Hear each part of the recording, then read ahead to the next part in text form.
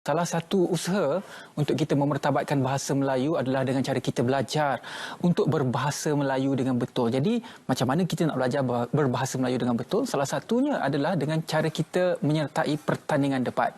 Betul, ada orang kata debat ini tak bagus. Tetapi kita ambil pertandingan itu dari perspektif yang bagus untuk memperkasakan bahasa Melayu, untuk memperkasakan keyakinan kita bercakap dengan orang ramai dan sebagainya. Jadi hari ini kita nak berkongsi kepada anda semua, ini berkaitan dengan satu pertandingan yang akan diadakan, iaitu debat terbuka keluarga Malaysia yang mana akan diadakan sempena dengan Simposium Pengantarbangsaan Bahasa Melayu 2022 yang akan diadakan pada 22 dan juga 23 Mei 2022, iaitu pada hujung minggu ini. Jadi saya sangat berusaha hati bersama dengan dua orang yang cukup penting tunjang kepada debat terbuka keluarga Malaysia. Pertama kita ada Tuan Azairi Rosli dan kita bersama dengan Tuan Syamirul Abdul Samad, iaitu alumni debat IPT, dan juga Tuan Azairi merupakan timbalan pengarah debat terbuka keluarga Malaysia. Selamat datang, selamat pagi Malaysia. Selamat. Apa khabar? Sihat Azairi? Syamirul? Selamat Hari Raya. Selamat Hari Raya. Maaf lahir dan batin, belum lagi terlambat. Jadi mungkin saya rasa kedua-duanya ini memang sangat petah berbahasa Melayu dengan betul. Betul Azairi? InsyaAllah. Ha? InsyaAllah kita nak kata petah tu taklah, cuma kami antara komuniti yang mendukung aspirasi bahasa Melayu menerusi kaedah perdebatan. Ya, saya difahamkan kedua-duanya merupakan alumni debat IPT, bermaksud pada waktu belajar dulu memang pernah menjadi Johan paling besar debat diraja, betul Azairi? Ya. Jadi macam mana akhirnya setelah bekerja dalam bukan lagi sebagai seorang pelajar dan akhirnya bekerja sebagai seorang peguam pada hari ini, mengambil inisiatif untuk membuat satu program di luar daripada bidang kerja, iaitu peguam, menganjurkan debat terbuka keluarga Malaysia. Bagaimana Azairi? Okey Wan, sebenarnya bila kita bercakap tentang perdebatan, sebenarnya ini memang passion lah, kegarahan kami, kecintaan kami kepada dunia pengucapan awam secara lebih besar. Betul. Jadi apabila Datuk Seri Ismail Sabri, Perdana Menteri kita, mengangkat aspirasinya untuk mengantarabangsakan bahasa Melayu, bukan saja di peringkat ASEAN, malah di dunia, kami sebagai komuniti debat bahasa Melayu rasa terpanggil untuk sama-sama kita melakukan dalam konteks kapasiti kami untuk sama-sama mendukung aspirasi tersebut. Jadi ya, memang saya orang kata apa, profession harian adalah seorang peguam, tetapi apabila bercakap tentang kecintaan itu bahasa Melayu lah, dan seni yang kami ingin bawakan adalah seni perdebatan yang sebenarnya Syamirul, kita pun ada, sebenarnya orang pun bercakap tentang diri sendiri.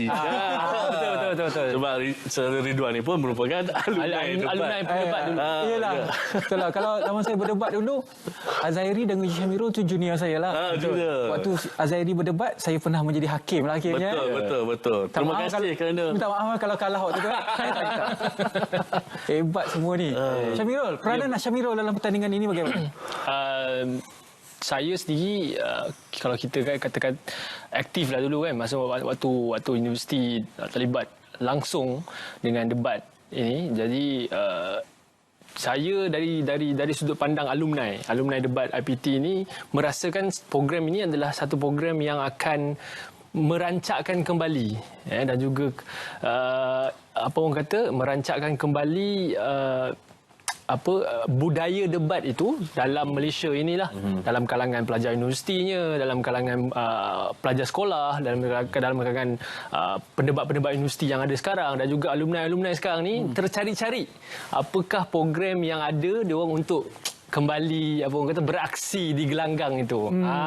Dan saya difahamkan debat terbuka keluarga Malaysia ini berbeza. Sebelum ini kita faham kita ada pertandingan debat antara IPT, debat diraja, debat alam sekitar dan macam-macam debat lagi. Kita pernah juga ada debat perpaduan, tetapi ini debat terbuka keluarga Malaysia. Kenapa ia membawa konsep terbuka? Okey, untuk makluman semua, kalau tadi Ridwan dia berkata tentang pertandingan, tapi sebenarnya debat terbuka keluarga Malaysia ini adalah satu showcase bersempena dengan Simposium Pengantarbangsaan Bahasa Melayu.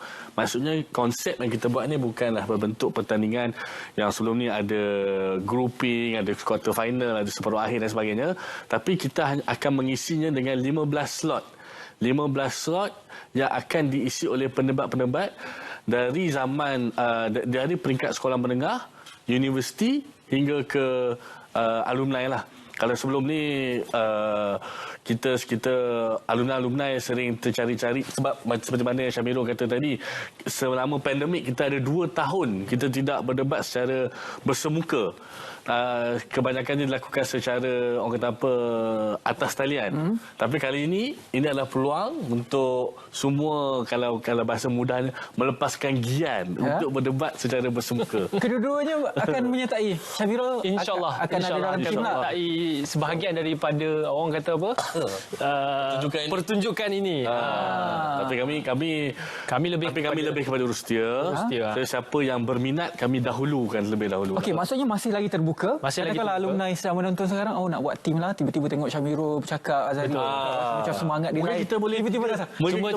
Cuma Wan, kali ni kenapa kita bagi terbuka? Kalau dulu lah, katakanlah zaman-zaman universiti dulu, dia berdapat satu tim yang mungkin kurang bagus sedikit lah. Kemudian dia mendambakan Dia ada pasukan impian dia. pasukan impian dia kan. Dulu kan. Nak duduk, nak rasa macam nak duduk dengan Azhari lah seti. Kali ni boleh lah. Kali ni boleh. Dia terbuka. Dia tak boleh. perlu daripada sama universiti untuk alumni. Dan kalau adalah alumni kita yang mungkin sekarang dah jadi personality TV. Betul. Personality TV yang saya tunjuk ni untuk kembali ke gelanggang perdebatan kami sangat perlukan. Cuma apabila kita bercakap tentang debat, nilai yang kita bawakan, sekarang banyak sebenarnya yang telah pun tertanam dalam minda kita konotasi debat itu konotasi negatif. Tak payahlah berdebat, tak bagus kan. Tetapi di peringkat debat IPT, kita diajar cara untuk berfikir sebenarnya supaya kita lebih matang kan. Jadi macam mana konsep berfikir untuk menjadi matang sebagai konsep keluarga Malaysia itu diangkat dalam debat ini, Azhari? Betul. Okey, kalau dalam seni perdebatan ini, kita sentiasa bersedia dengan usul-usul isu-isu semasa. Yang biasanya kita kadang-kadang usul itu kita harus berdebat di atasnya walaupun kita tidak meminati usul tersebut. Sebab kita ada side kerajaan, kita ada side pembangkang.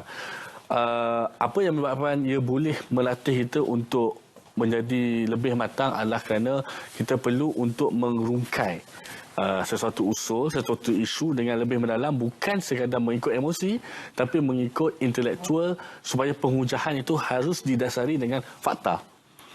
Fakta itu juga harus dihurai berdasarkan kepada kehendak usul. Jadi secara tidak langsung ia memberi cabaran kepada pendebat bagaimana untuk merungkaikan perdebatan tersebut. Dan sebenarnya apabila orang kata debat ini membawa satu konotasi yang tidak baik, kami saya rasa terpanggil untuk menafikan perkara tersebut lah. Betul. Kerana pembudayaan debat itu sebenarnya bagus.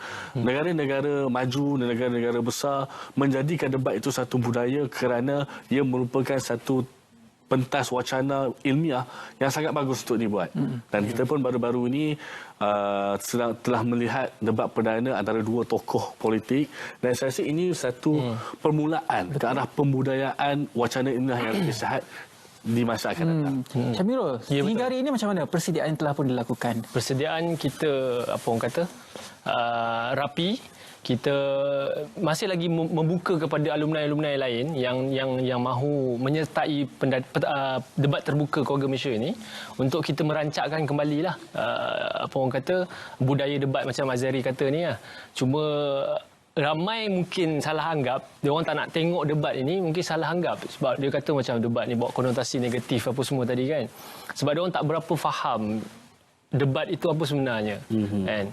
Kalau kita dipesan oleh guru-guru kami yang lebih atasan mengajar kami dulu, berdebat ini kita kena ada 3 perkara. Yang pertama ialah dengar dulu. Dengar, betul-betul hadamkan isu itu. Kemudian baru kita fikir. Lepas ada proses pendengaran, kena ada proses pemikiran itu. Barulah kita hadir dengan percakapan ataupun bercakap. Sebab tu ramai yang takut nak join mungkin, ramai yang takut nak menyertai debat ini. So dari segi alumni-nya pula, kita masih lagi terbuka untuk mereka masuk dalam program inilah. Sebenarnya ramai alumni yang berminat tetapi segan. Betul. Satu sebab mereka kata mereka dah bersara, dah pencet. Yes. Jadi mereka 12 tahun dah tinggal. takut berkarat. Lepas tu dinilai pula oleh junior-junior yang telah mereka hakimi dahulu. Yes. Tapi faham tak? So Mereka takut tak seperti yang digambarkan. itu cabaran kepada alumni. Tapi kepada peringkat sekolah dengan peringkat pelajar universiti kita buat secara jemputan pada tempat yang terhad dan insya-Allah mereka akan mengumpulkan pendebat-pendebat utama mereka untuk beraksi di debat terbuka keluarga. Okey, kalau 2-3 hari lepas debat antara dua figura politik itu one to one, seorang lawan seorang, kalau dalam format debat terbuka ni macam mana? Okey, untuk kali ini kita buat action parliamentary 3 lawan 3. Okey, mungkin untuk yang tidak mengenali debat tersebut, kalau saya boleh cerita sedikit, kita ada beberapa format dalam perdebatan. Kalau yang dua figura tersebut kita panggil presidential debate, 1 lawan 1. Tapi yang ni kita panggil action parliamentary 3 lawan 3, seolah-olah berada di dalam parlimen. Sebab tu mungkin yang akan datang melihat untuk buat pertama kali mungkin akan pelik kenapa ada yang dikatakan sebagai Perdana Menteri, Timbalan Perdana Menteri, Menteri Pertama, kemudian di bahagian pembangkang, Ketua Pembangkang, Timbalan Ketua Pembangkang, sebab kita mengambil semangat ala parlimen tersebut. Jadi ini yang biasanya dalam komuniti debat bahasa Melayu 3 lawan 3. Ada juga yang dipanggil British Parliamentary. Maksudnya satu pasukan diisi oleh 2 pendebat, kemudian ada 4 pasukan di atas satu pentas. Tapi kita tidak ambil yang itulah kerana kita rasa debat bahasa Melayu ni jiwa dia kepada action parliamentary tersebut. 3 lawan 3 lah. 3 lawan. Saya difahami juga akan ada figura-figura yang cukup istimewa akan hadir ketika debat ini. Siapa dia?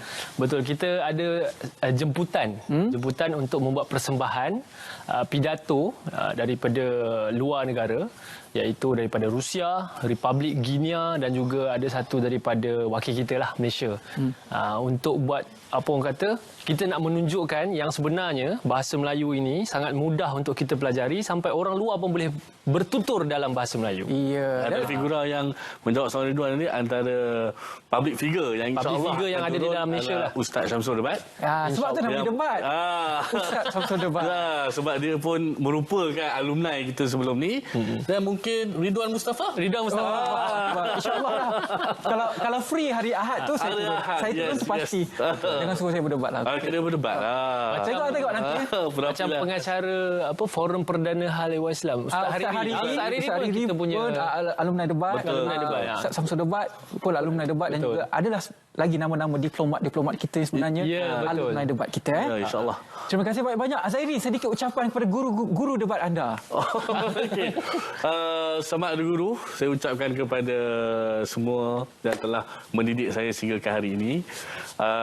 Tapi untuk debat ini saya harapkan semua yang datang ramai-ramai untuk menyaksikan program ini, Debat Terbuka Keluarga Malaysia, kerana bila anda masuk bercakap tentang bahasa Melayu, ia akan merupakan ibarat satu kembara bahasa dengan keterujaan yang tidak bertepi. Dan datanglah memeriahkan kerana debat itu adalah satu seni kehidupan dan ia juga adalah seni yang hidup. Okey. Allahu. Penggulungan terakhir. Syamira silakan. Baik, nampak gaya saudara Azhairi dah gulung habis. Jadi saya nak promosi sedikit tentang simposium pengantarbangsaan bahasa Melayu tersebut. Dekat sana kita akan berbincang tentang bagaimana untuk mempertabatkan lagi bahasa Melayu ini seperti mana aspirasi Perdana Menteri kita Yang Amat Berhormat Perdana Menteri Datuk Seri Ismail Sabri, iaitu ini juga adalah sebahagian daripada anjuran pejabat Perdana Menteri bersama-sama dengan Dewan Bahasa dan Pustaka. Jadi program ini akan lagi menambahkan nilai kita kepada kecintaan kita kepada bahasa itu dan juga kecintaan kita kepada ilmu debat itu. InsyaAllah. InsyaAllah. Terima kasih banyak-banyak kepada Syamiro. Terima kasih banyak-banyak kepada Azhairi. InsyaAllah kita bertemu mata nanti pada hari Ahad dan juga Isnin. Baik, boleh. Betul. Kalau skill saya ada, insyaAllah saya akan naik ke pentas. Nanti saya cari tim saya siapa. Baiklah, terima kasih banyak-banyak kepada kedua-dua tetamu kita. Kita akan ke continuous untuk kita akan berikan laluan kepada berita, tetapi sebelum itu saya nak kongsikan juga kepada anda, ini adalah satu usaha daripada Dewan Bahasa dan Pustaka untuk mengangkat kecintaan kita terhadap bahasa Melayu. Kerana bahasa Melayu sebenarnya bahasa yang cukup mudah kalau kita faham. Dia tidaklah terlalu berbunga-bunga sebenarnya untuk menyampaikan satu maksud. Kalau kita betul-betul faham, ia merupakan satu bahasa yang cukup mudah. Dan juga bahasa Melayu ini bukan sahaja dipelajari oleh kita, orang Melayu di Malaysia, malah di universiti-universiti di peringkat dunia, contohnya di China, di Rusia, sudah pun ada fakulti yang menyediakan pengajian bahasa Melayu. Dan ini merupakan satu tanda bahawa walaupun kita berada di Malaysia, dan kita sebenarnya mengagungkan, dalam secara tidak serta kita mengagungkan bahasa Inggeris, tetapi dalam masa yang sama kita juga perlu mengagungkan bahasa kita. Dalam masa yang sama juga tidak salah untuk kita belajar bahasa-bahasa lain, kerana lagi banyak kita berbahasa, lagi baguslah kita di mata dunia. Baiklah.